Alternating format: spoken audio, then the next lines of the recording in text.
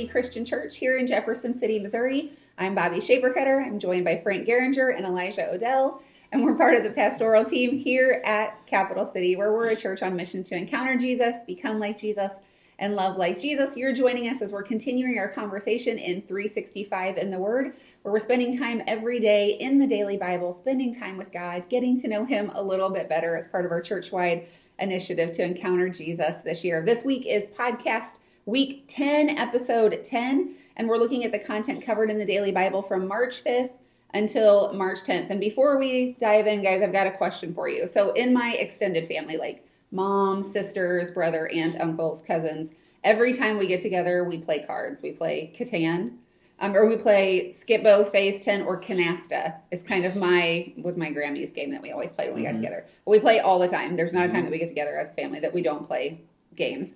And in my immediate family, like my husband and my boys, we've become really big board game players. Currently, Gavin is super into Clue. And so he got Clue for Christmas, like the old school Clue, and we play it all the time. We play Clue a lot. I think we played 5 games Friday night. We played until very late. And then Catan is the other game that we play a lot as a family. And I very rarely win because I'm strictly showing up for snacks and conversation, and the game is kind of the byproduct of what is happening. My guys, though, are really competitive. They're really into the game. They're definitely playing to win. And I'm like, oh, you need that card? Here, that's fine.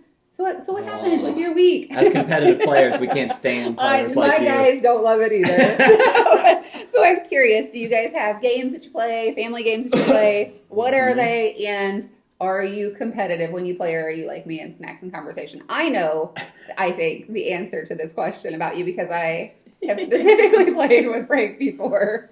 And he's pretty competitive. I mean, what do you mean by competitive? Like, do I try to win? Sure. That's the purpose of a game.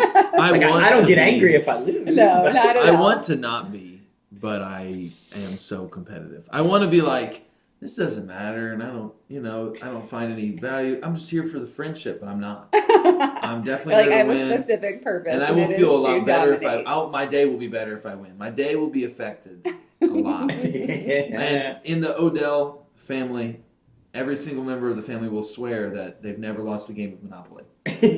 Part of that is because no one will play Monopoly with anybody anymore because everybody gets all mean. But nobody can finish it. It also takes 11 hours. Sure. This must be a regional dialect thing because whenever we play, it's called Catan, not Catan. Not Catan. So it's just part of my non-Missourian background. Yeah. I also say Cairo instead of Cairo. So. True. Yeah. You play to win, but you don't get mad when you lose. But I'm also there for the snacks and the fun, but also the winning. So, I mean, it helps me when like some of my younger cousins are at like a game night like this and they lose and then they freak out because I'm like, okay, that's what I would look like. Yeah. Don't do that. Don't freak out. If you lose, don't freak out. And if you win, don't do that. Don't do what they're doing. Yeah. In our family, you're an adult man. We do. Our kids love Clue. We play Clue a lot, but we also play a card game called Rook, which is a card game. Yes. If you grew up in a very strict religious home where a deck of real cards was not permitted because it could lead to gambling, Rook was allowed because it wasn't a deck of real cards. Now, I didn't grow up this way. I have the other side of my family has some of this in their history.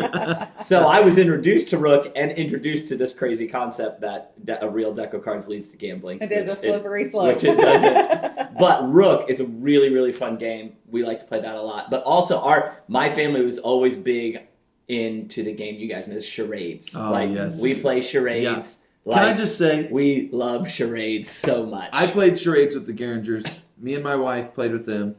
And I pretty much... Everyone, like anyone, we just stumble through charades. The Geringers have hand signals, and they swear they're universal, and I don't think they're universal because they've got like one on the wrist, 2 on the neck, and his wife the whole time is like 1 word, 2 syllables, 3 consonants, and they say something the word, and it takes no time at all. Whereas like me and my wife are like acting like monkeys or something. We don't know what we're doing.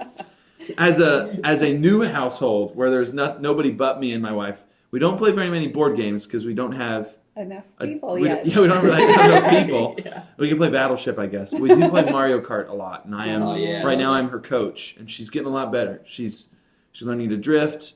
Nice. The items are still posing some trouble, but It's a lot of you're gonna buttons get to there, hold man. down. You're gonna get there. Don't you worry about it.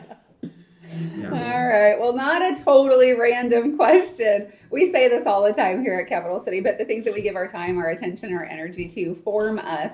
And so do the people that we spend time with. We become like the people we spend time with. We've said that a lot. And we've just seen the story of a man whose life was centered around meeting with God, listening to God, talking with God, and it changed him. Mm-hmm. I think part of what I have loved so far about 365 in the Word, and what I love every time I read through the Old Testament, is watching the development of people who are with God. And I think it's really cool to watch Moses go from a baby in a basket in the Nile to a child growing up in Pharaoh's house to a young man who is running from his life because his anger got the best of him and led to murder. Then shepherding in the wilderness for 40 years where he's hiding out with his father-in-law's family, and then meeting God in a burning bush. And you see the story start to change a little bit, and he very hesitantly answers this call to stand up against one of the most powerful rulers in history thus far. And then you see him kind of move into this space of being empowered by God, squaring off against Pharaoh and, you know, through the plague after plague until the Israelites get to leave Egypt with their arms laden down with the spoils of the land. And then at the command of God, we watch him cross the sea. From the hand of God, we watch him supply manna, water, the 10 Commandments, the law, and then lead this new nation of people who are entering into this new covenant relationship with God. And then we watch him, and we've talked about this before, fall on his face time after time after time, praying for the people of God. We watch him like develop this leadership team for the tribes. We watch him apprentice Joshua, a young leader. And now we watch him prepare the people for their new leader and prepare the new leader for leading this group of people.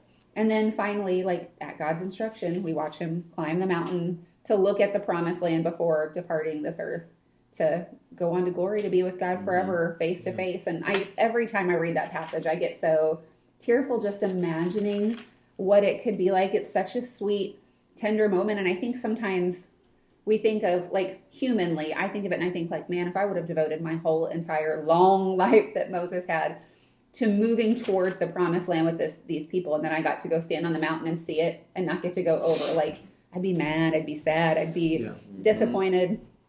And I wonder if Moses experienced something different than what maybe our human construct is. This, of course, is just my wondering. Sure. But I wonder if what he experienced on the mountain was like relief, joy, peace, excitement of what was to come. Because I would imagine that just based on his life, the joy of being with God far outweighed the joy that he would have had entering into the promised land. And he was ultimately like stepping into the true promised land where he was ending this life on earth just in the same way that his life had been lived with God. He was moving into this new season with God. And we referenced this a couple of weeks ago, I think, and maybe some of our questions are in our conversation. But later in the New Testament on the Mount of Transfiguration, we see Moses there just showing that his life with God didn't end here on earth. It just continued in a deeper and richer and more beautiful way. And then we kind of, in our reading this week, we had the privilege of hearing Moses' final address.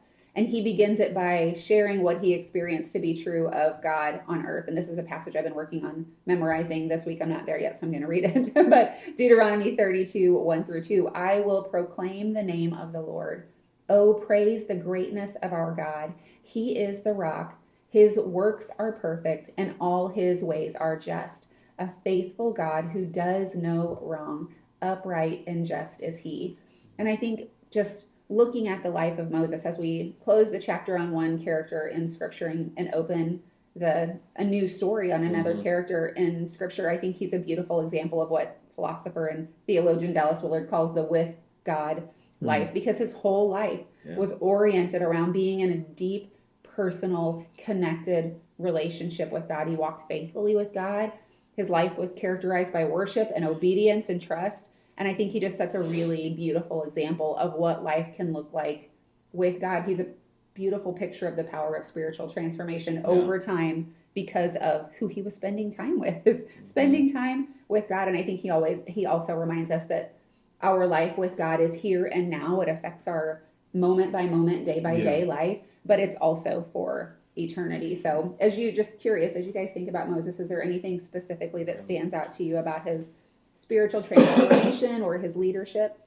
Well, I one of the things that I think of always when I think about Moses is just like how many times I can see myself in him. Like, there are these biblical characters that oftentimes we hold up on a pedestal, but like they were just normal people. Yeah, not perfect by any stretch of the like imagination. and you can see the positive traits, you can see the negative things, and I think you're right. Like the collective sum of his life with God is what created this life that we can look on and admire, and every one of us can have that life. Yeah, and I think it's tempting to look back at a person. As I was jotting down my notes today, I was thinking about like some of the big moments, if you want to like use that terminology, that characterized Moses' life. Even as I was writing on those, like manna in the wilderness as an example, I was like, that's nothing that he did. Right. It was him inviting people into life with God in the way that he was experiencing it, because he had been spending time with God. He was able then to say, like, this is what God is providing, and he got to just be a tool, an instrument, a communicator for God. But none of the things that he did were from his own strength. They were all because of his relationship with God, because of God working in him and working through him. So I thought a little bit about what you were saying, because there's been a few people that have asked me, after a life with God like Moses's, where he just was so faithful, he did mess up, but he was so faithful. Why did after one mistake he not get to go to the promised land? And I think, we could spend time on what were the specifics of why that didn't happen, but also he did get to go to the promised land, like you already mentioned. Yeah. The promised land on earth was just the shadow of what it was really foreshadowing, which is eternity with God. So I don't think he was disappointed by not entering into Canaan, into the promised land. I think he was probably so excited to be done with earthly existence and to be moving into his eternal inheritance with God. Yeah. Well, Elijah, what else kind of stood out to you from the text this week as you dug in and did a little studying? Yeah, well, like you said, we are moving on from the central, maybe not even the central character, but just one of those main profiles being Moses, now to a new person named Joshua. And there's lots of, Joshua's one of my favorites, maybe because of the stage of life I'm in, but also just because I think some of the stories surrounding Joshua are just exciting and interesting and cool. But there's something that happens really early on in Joshua's leadership that kind of cements himself as the leader of Israel, and that is these 12 stones and the crossing over of the Jordan River. Yeah. So in Joshua chapter 4, the Jordan River parts just like the Red Sea, and Israel crosses over the Jordan River. And somebody might ask, why is there so much water in the way? But they also might ask, is there significance here? And is there significance to these 12 stones? Well, Joshua says as much, that there is significance. But there is 2 sets of 12 stones, which we don't always catch just because we're used to the repetition in Scripture, and we're like, oh, maybe they're referencing the same set of stones, except there's 2 sets of stones in different locations. So why are there 12 stones in different locations? One is on the outside of the river, and Joshua tells all of Israel, hey, whenever your kids ask, why are these 12 stones here? You tell them the 12 tribes of Israel passed over the Jordan, were into the promised land. It's a reminder of God's goodness and God's promise to us. But he sets up another set of 12 stones in the Jordan River. Mm-hmm. They drop 12 stones right in the middle where the priests were standing in the middle of the river with the Ark of the Covenant. And so he sets some out on the shore, and then Joshua 4:9, they set some in the middle. Mm-hmm. And why would you build a monument underwater where no one could see it? The waters are not going to be parting on a regular basis. Right. So why would you build a monument underwater? And I think scholars suggest, and I tend to agree in this way, that the stones in the river represent a burial of an old generation. And the stones on the opposite side in the promised land represent the new generation. So in the same way that the old generation of people who were really just always at odds with God, which all of us are, but they really were at odds with God constantly, that old generation has to pass away, and they have to move into a new generation of faithfulness before they can enter into the promised land. The same is true with this symbol and the stones. The old life is being covered over with water, and the new life is visibly seen on the shore. So the old generation dies out in the wilderness, and the stones are placed on the dry land and then under the water. And I think this is actually a powerful precursor, some kind of foreshadowing of our theology of baptism, of the biblical theology of baptism. I shouldn't even say our theology of baptism, because we know from the New Testament that baptism is us being buried to death with Christ. Our old life is left under the waters, and then we're raised to new life with him. And there's some precedents for that in the Old Testament. Yeah. The old life of the Israelites is under the water of the Jordan River, and the new life of the Israelites is on the shore. And it's pretty cool because Jesus ends up being baptized in this very same river when he comes on earth. So there's a ton of symbolism with the Jordan River, and actually there's gospel songs and Christian music that for centuries has talked about crossing over the Jordan. And there's crossing over into new life, crossing over into eternal life. There's always talk about, I looked over on the banks of the Jordan, and I could see the rocks standing there. So there's tons of significance in Christian thought. This is not just a modern evangelical idea, but there were early Christian thinkers like Cyril of Jerusalem and Origen who were frequently drawing parallels between Joshua crossing the Jordan and Jesus being baptized in the Jordan. And that brings some other cool connections too, because I mentioned in the Daily Bible when we were talking about Joshua that his name is a Hebrew version of a Greek name, but it doesn't say the name, which I think is funny. Like he was kind of just like teasing us, he was hinting. Yeah. So Joshua's name in Hebrew is Yeshua, and Jesus' name is actually Yeshua, and it's only because in Greek, Yeshua is Jesus that we say Jesus. Instead of Joshua. So it goes like Joshua, it goes Yeshua, Jesus, Jesus, or Yeshua, Jesus in Spanish, Jesus. Yeah. Like all of our languages say it a little bit differently. But I think that there's real significance here because Joshua and these prophetic stones are like the ultimate setup for the idea of Jesus and Christian baptism. Yeah. And I think that was God's plans from the very beginning. That's so good. So there's tons of, the language, the name connections, even the idea of Gilgal. Gilgal, it says in the Bible, in the Old Testament, that Gilgal means rolled over, or the stones rolled over, or a circle of stones.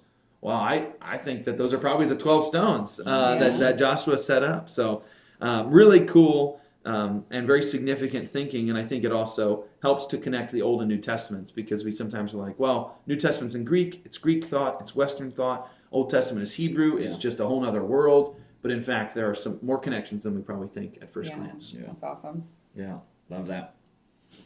All right, Frank, as you kind of looked with an application perspective of taking some of these thoughts and applying them to our lives, what kind of came up for you this week? Yeah, I want to focus in, as we've been talking about, I loved the reading this past week, and I just really do want to focus in on the transition between Moses and Joshua, because I think that it has a very relevant application to all of our lives today, and it's simply this: leadership.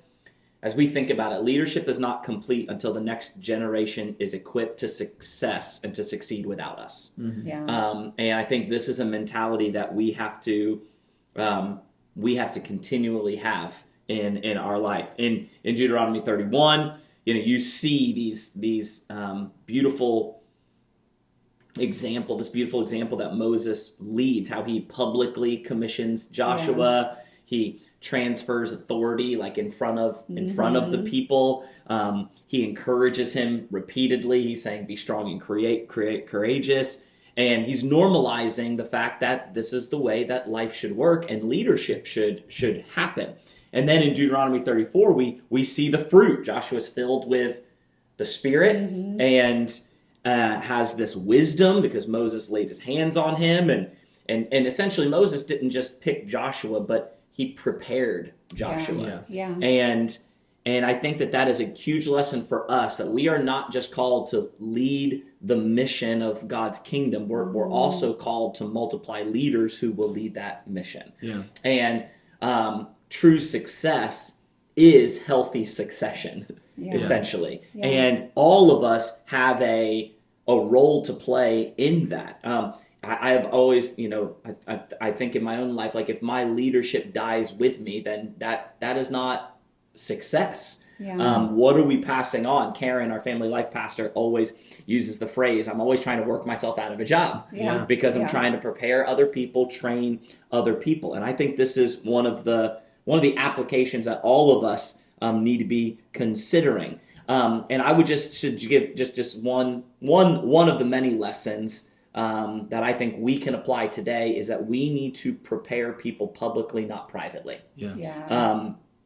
And obviously Moses commissioned Joshua in front of the people, but I think that we need to be doing that for the next generation of leaders. And we don't need to just, mentor the next generation or emerging leaders quietly, but we need to do that visibly and publicly. And that's one of the things that I love about this community is that, this is why we have so many students serving in visible ways, right? We have students up on the stage on our weekend services leading. We are encouraging them. I know Evan, our student pastor, is constantly encouraging our students to get involved in different ministries. They're leading, teaching kids in small groups, and I think that we need to obviously pour into the next generation, but I think we need to strategically platform and encourage and publicly celebrate the next generation of leaders. So I would just pose this question to those who are listening.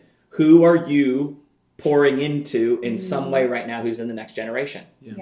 I have a specific vision where I want to see every single adult in the Capital City Christian Church community giving some of their time in some way to pour into the next generation.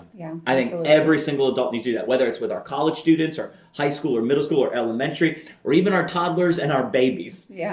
Just what are you doing? Because it is such a vital thing. And we see this in this story, and we'll see it all throughout as we continue to read through the story of the Old Testament, that passing faith down to the next generation is essential. And when it doesn't happen well, it is the danger and the ramifications of it are deadly. As we'll get to here when we get to Judges here in just in a few weeks. And so who are we pouring into? And I just want to challenge you, get involved in some way with pouring into the next generation. But then also, who are you publicly affirming and empowering? Who is younger than you? Who are you platforming? And I would think anybody who's a parent, how are you doing that to your own children? How are you giving them leadership responsibility and putting them out there and celebrating what they do in the realm of leadership?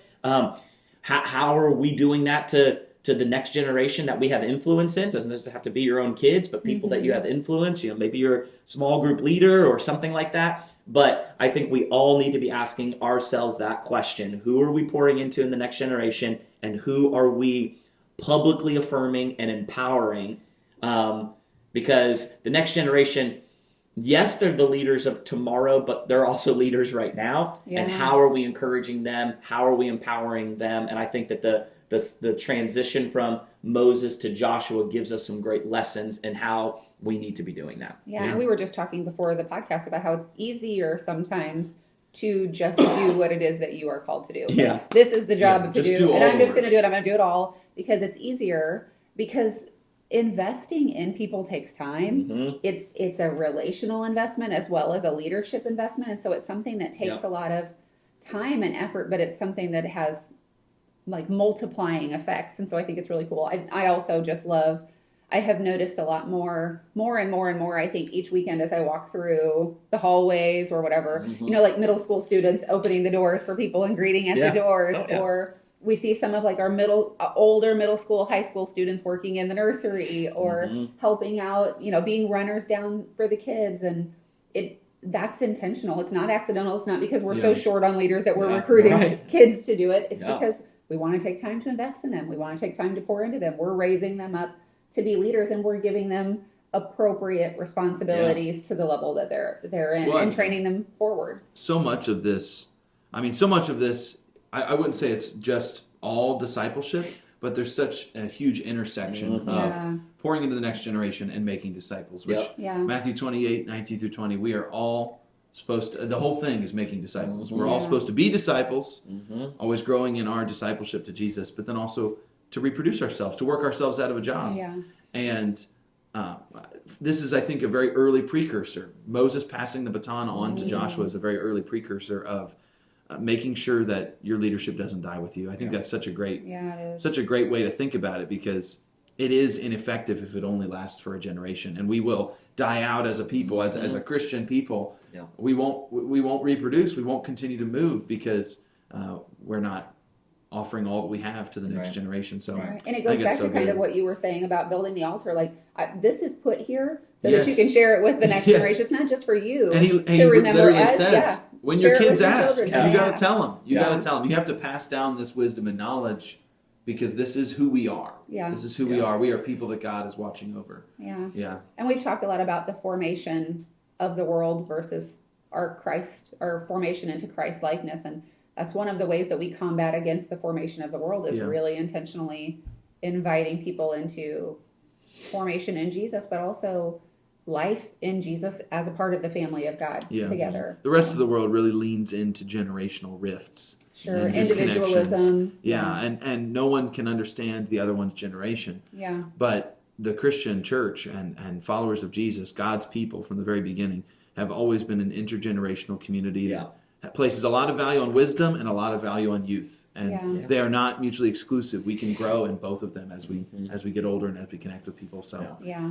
Absolutely. I think it's an obvious part of the lifeblood of Capital City, but it's also a part of what it means to be a believer. Yeah. Well, and I would just go out on a limb and I mean I know you and I have the same person, but Dr. Billy, who like really invested and really spent time and really called out like leadership in you and called out and encouraged, and that was somebody who came sometimes along. harshly. Sometimes harshly, yeah. Sometimes in a you're better than way. this. Sometimes in a corrective way, but always in a way of inviting you more and more into who you are in Christ. And I know I had when I was in my early 20s and just like I was a brand new believer. My family were not Christians, and so I didn't know how to be a mom and a wife in a Christ-like way. I had no idea. And I had a lady in our church at the time who was in her 70s, and she was like, "Okay, friend, we're going to get together and we're just going to have coffee. Like, let's just talk because you need, like, I want to walk you into what this looks like." And it was such a game changer for me. And she is still alive. She still reaches out to me occasionally with just questions like, how are things going? How are the kids? How are you taking care of yourself? What are you doing? And I love that. So I think it's really, I would say that we all probably have somebody a generation ahead or more who has really taken time to invest in us. And so it's a gift then to be able to share that. Yeah. All right. Well, we've got a couple of questions this week to lean into, and they're big questions. So the first one I want to talk about is this question. It says, we hear a lot about not worshiping other gods or sacrificing to other gods. What are the other gods that these people were worshiping? Are they demons? Are they another name for our God, but just called differently because they're in a different religion or a different culture? Or are they just gods that are made up, little g gods that are made up, that are man-made constructs? Because every culture has all of these other gods. So what exactly are the people worshiping? And I was even looking, when I was just doing some studying on my own, I was even looking through the Deuteronomy 32:17. In some of the other versions, it actually uses the word demon and no God. Yeah. So let's talk a little bit about what that is, because I think that's a question that's come up for quite a few people. So yeah. Well, I'm like you said, Deuteronomy 32:17, but also in places like Psalm 106 Psalm 106 verse 37. Those places explicitly state that when the Israelites sacrificed to other gods, they were actually sacrificing to demons. Mm-hmm. And so the biblical authors, and I would say then God, is saying that while the wooden statue, or whatever it was, the stone statue, the gold calf, while that statue itself was nothing, it was just an object, the spiritual entity that was accepting this false worship is real. It is malevolent. It is evil. And actually in the New Testament, remember we're always got to read New Testament, Old Testament through the lens of the New Testament. Paul echoes that exact idea in 1 Corinthians 10, saying that the sacrifices of pagans are offered to demons, not to God. And they might not know. They might be thinking they're offering to the fertility god, but they're actually offering to a demon. And are they another name for God, for our God? Certainly not. But there is a difference between Elohim and El and Yahweh. So, our word for God, little g, is general. It's any God. Do you believe in a God? Yeah. Versus the God. Do you believe in the God that I believe in? Yeah. And the God that I believe in, that we believe in, is Yahweh. A God, that word in Hebrew is Elohim or El. And so, sometimes that word it does show up, little L, Mm-hmm. little gods, Elohim. And sometimes even kings of nations would call themselves Elohim. Yeah. None of them called themselves Yahweh because that was the personal name of a god. Yeah. Right. And I think it's interesting, like every culture has all these other gods, and the Canaanite god of storms, rain, fertility, we see that in the Bible. His name's Baal. Mm-hmm. People worshipped Baal to ensure their crops would grow. Asherah was often considered a fertility mother goddess. Molech, it's infamous in the Bible because it involves child sacrifice and abuse and temple prostitution. Chemosh was the god of the Moabites. Dagon was the god of the Philistines. So where did all these come from? Well, ultimately, they didn't have modern science to explain natural disasters or human cruelty. And so the world was filled with unpredictable, chaotic forces, and they identified these as little gods, as Elohim. And so the Old Testament over and over again references these false gods, but make sure that they understand that somebody is listening. Somebody's listening, and it's not the object you're worshiping. Right, right. The idols themselves are nothing. Right. It's the demonic power behind it. And Isaiah 44 and Psalm 115, actually, they're almost like laughing at someone who will cut down a tree and use half the wood to bake bread over, Right. and the other half of the wood to build a god out of. Yeah. Right. And say, "Save me, you are my God," and they just cooked bread over the other half of this piece of wood. And you see that these false gods, most of them are created from carved from wood or stone. Yeah. And it's amazing though because you see these people created gods in their own image. Yeah. Right. And we talked about this a little bit this past weekend at Capital City with this concept of we were all designed to worship. Like the human nature is to seek a highest value, and these people they projected their fears and their desires onto what they thought of would be divine, and religion became a mirror of human longing, and it explains why every culture develops gods. Yeah. Every culture has it. Yeah. And there is this longing that we have. Humanity, obviously, we were created to worship, and after the fall, that worship instinct remained. Yeah. But the knowledge of God became distorted. We read about that. Paul writes about that in Romans chapter 1. And so every culture senses the divine, but often many cultures misdirect their worship. Yeah. Yeah. Very true.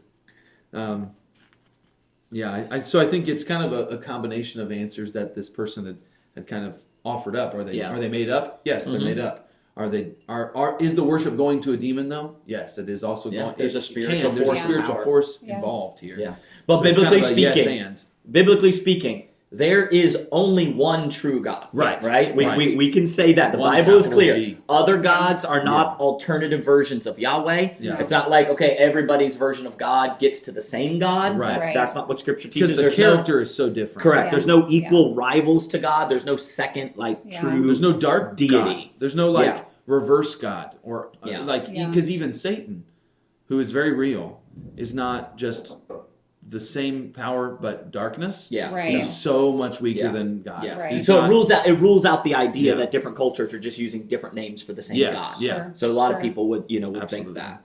There are some people they would call maybe themselves like general universalists or something like that as long as you're sincere about your worship, you're Wherever worshiping it the goes. same God. Yeah. Right. But Yeah. we know from the character that's displayed in the Old Testament, God is of a totally different nature. He's compassionate and loving and so much better. Worshiping anything other than God is not neutral. It's not like God plus some of these things. Right. He says that he is a God jealous God. God alone. That he is the one that is desirous. And modern people today, we rarely bow to statues. There are places in the world where they still do. Sure. Yeah. But the principle still applies because today there are still functional gods that we give our time, attention to, right? I mean, we live in a culture where money, power, success, comfort, all of those things can be that. Anything that captures the ultimate trust and devotion can function as an idol. But the Bible teaches that the gods of these other nations are not real competitors to the one true God. Many of them were human inventions, but there is a real warning that behind idolatry there is spiritual force and power that we have to protect ourselves. And you said something really important that I want to just highlight a little bit when you said when people were making gods of wood or stone, they were making little g gods in their image. Yeah. They were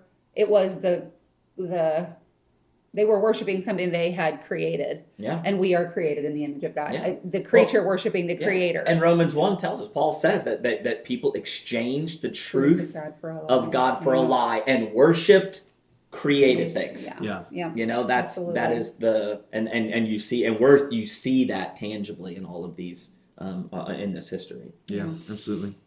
I think just to make a modern connection for me, because I think I think it would be helpful for some of our listeners, maybe even in some of the conversations that they're having, because I think there are a lot of people, and we've talked a little bit about like these alternate powers have no power to save. They don't compare. They're empty. You know, there's no comparison. But there are a lot of people who have made the leap, I think, especially as you're talking about, Elijah, with like universalism or naturalism, maybe, or some of these things where there are people who are, well, yes, God can be God. That's fine. Like God, big G God can be big G God, but also to cover my bases, I'm also going to like this could be a reality and this could be a reality.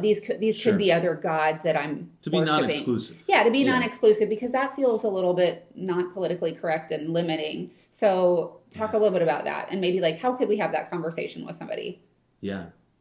I mean, it goes back to a lot of what we've said before of having to remove our 21st century glasses and to put on now. I don't even think we put on our 4,000-year-old biblical glasses.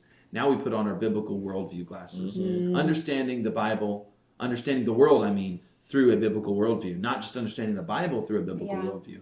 Because if we're saying politically correct, non-exclusive, these are all kind of inventions within the last 75 years of trying to be as inoffensive as possible to all groups around. And I don't mean that we should go out and try to offend people. Sure. But there is universal truth. There is objective truth. No matter who you are or where you've been or where you're going, this God is the only real God. And so there is like maybe that's at the end of the conversation. There's this hard line where you draw but ultimately, there is only one God, and covering our bases is not what God asks us to do. Right. He doesn't ask us to do the bare minimum. He asks us to put all of our faith in Him. Right. And I think, they're both. I would say a person like that is both not reading Scripture through a biblical worldview, but then also not looking at the world through a biblical worldview. And it can be hard to have a conversation like that unless you agree on some of the base level things. All right, question number 2. This is a long one, multiple parts, so I'm going to read it all and then we'll just answer it as we get there. But here's the question. How much of the Old Testament is still relevant after Jesus comes? Specifically, the way that God exacts judgment and punishment in relation to strict adherence to the law. How is His judgment and punishment different after Jesus dies on the cross for our sins? And then the comment of this was, I know the Old Testament speaks of God's grace and mercy, but also says that some will cry, Lord, Lord, I knew you. And probably following the law, Jesus says, depart from me. People that were the question was, there's a time where Jesus says that you cried, Lord, Lord, but I didn't know you, depart from me. And this person is saying they were probably just following the law. So was God in the Old Testament still relational, or was there no relationship, just law? So multi-part question, but let's hit some of those thoughts. I think that the very first thought is the Old Testament still relevant. Yes. Yeah. All of the Old Testament is still relevant because it is fulfilled, but also reframed through Jesus. Which we talked a lot about last week. What changes after the cross is not God's character, but how His covenant with His people operates. Yeah, and honestly, the judgment is also not changing. The punishment isn't changing, but the way that we are brought back to God does change a little bit. So God doesn't change between the Old Testament and New Testament. The covenant changed, and that's a huge thing. Scripture's clear. God's consistent. I, the Lord, do not change. Jesus is the same yesterday, today, forever, all of those. So we should not think, and I know it's easy to, we should not think, okay, Old Testament God equals harsh, New Testament God equals good, kind, loving. Instead, it's the same holy God, same relational heart, just different covenant administration. Yeah. Is essentially what we're talking about. Yeah. And one of the things I have been loving about reading through this, and I think this just comes with, again, time and time and time of reading and reading. Like this time reading through the Old Testament has the relational nature of God has just jumped off the page to me. Yeah. Right? So like the question was, is God, not relational in the Old Testament? Like even under the law, God was intensely relationship. Yeah. Than more than just kind of rule keeping. I mean, from God walking with Adam and Eve, to God calling Abraham his friend, to God dwelling among the Israelites in the tabernacle. God repeatedly describes Israel as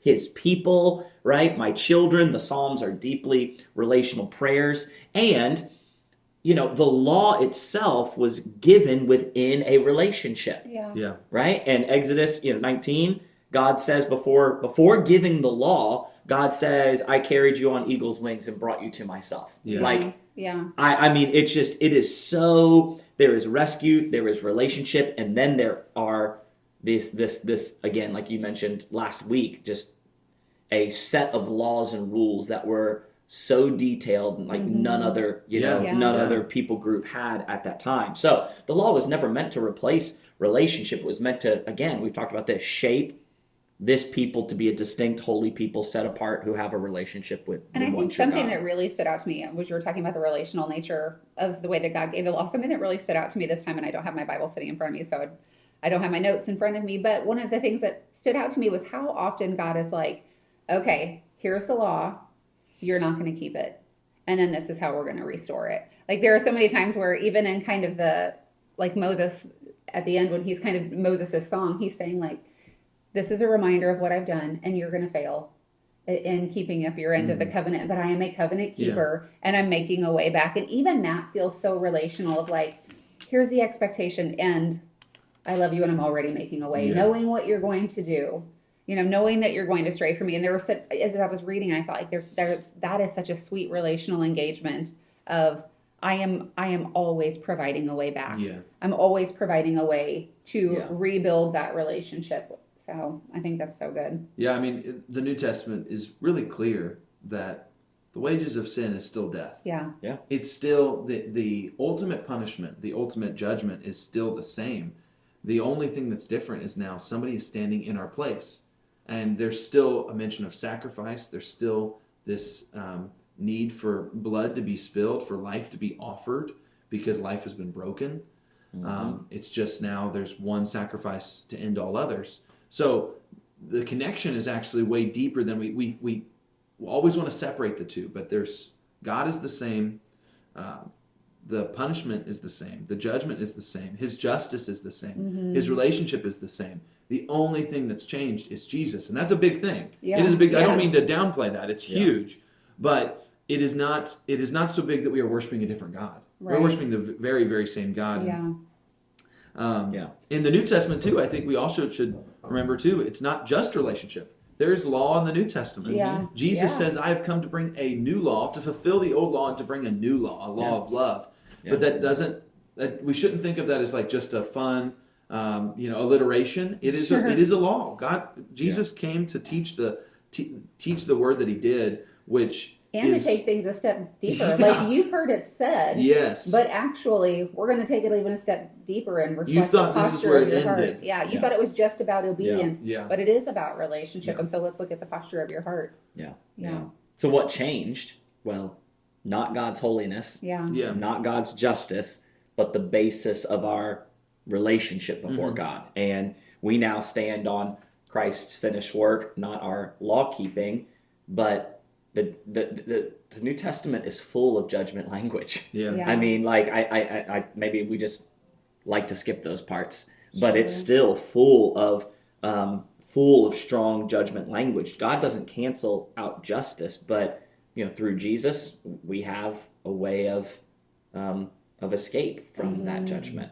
And maybe we could say that concept of Jesus being our mediator, the one who stands in the gap for us. Maybe you could say there might be an argument to be made that, okay, under the old covenant, oftentimes judgment was a little bit more visible or immediate. Sure. maybe. I mean, but still, God delayed judgment on Hundreds other of nations years. for Sure, hundreds of years. sure. So, but there is, Peter tells us that God is patient, right? Not wanting anybody to perish, but all to come to repentance. There is a delayed, maybe patient, maybe more of a focus on final judgment.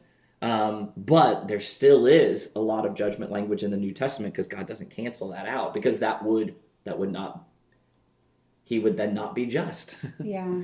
and he had to maintain that. Now, the little question about Lord, Yeah. who Yeah. they were trying to keep the law, I think that Jesus was exposing something really important and crucial, is that these people were religious, claimed to be religious, they were active, but like that language that Jesus used, I never knew you. The issue is not merely law keeping, Yeah. but Right. the issue was this lack of relational trust in God, which again I think proves the continuity between the testaments. Yeah. Yeah. God has that's always been God's heart. He's always wanted our heart, not just outward compliance. Yeah. Yeah. There's so many, these people honor me with their lips, but their hearts are far from me, Yeah. right? That's Yeah. Isaiah. There's all these, I desire desire mercy. Oh, Come on, not sacrifice, right? Like all of these, this is, I mean, there's so much consistency there Yeah. when we really look. So is the Old Testament, still relevant? Absolutely. But like we've continued to say, we read it through the lens of Jesus. Well, and that question did make me chuckle, just in the sense that what the text says is that someone will say, "Lord, Lord." They will cry out because they're receiving the judgment that's coming to them, and then He will say, "I never knew you." And it'd be reading into the content to say they're probably just trying to keep the law. I think it's a good guess, but it doesn't necessarily say that. Yeah. It just kind of implies religiosity. Yeah. It just implies that they have looked at it as a way to rule keep, and they have missed the heart of God, and that they have not looked at the law as what it really is, which is not a ticket to heaven, but a ticket to God. A way to understand the heart of God in this life as well as the next. And we always want to make it about eternity, but eternity starts now. Yeah. And there's a real temporal today element to following Jesus. Yeah, absolutely. All right. Well, those were our questions this week. If you've got questions that you want to send in, don't forget that you can send us an email at nextsteps@capitalcitychristian.net. Just put podcast in the subject line. We'd love to answer those. Until then, we'll see you next week, or we'll see you at Capital City Christian Church.